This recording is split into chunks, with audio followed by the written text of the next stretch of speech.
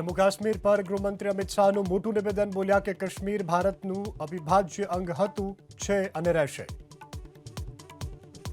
कश्मीर भारत का अविभाज्य अंग पहले भी था, आज भी है और हमेशा के लिए रहेगा।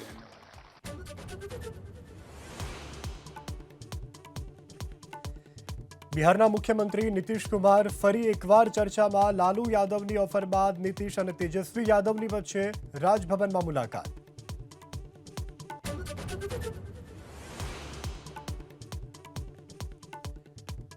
बीपीएससी विद्यार्थीओना समर्थનમાં અમરનાથ ઉપવાસ પર ઉતર્યા પ્રશાંત કિશોર। સરકારને આપેલ અલ્ટિમેટમ પૂર્ણ થતા ગાંધી મેદાનમાં શરૂ કર્યું આંદોલન।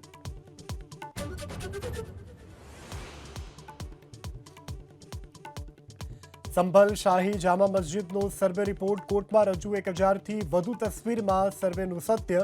મુખ્ય દ્વારના બે સ્તંભમાં કમળની આકૃતિ મળ્યાનો દાવો।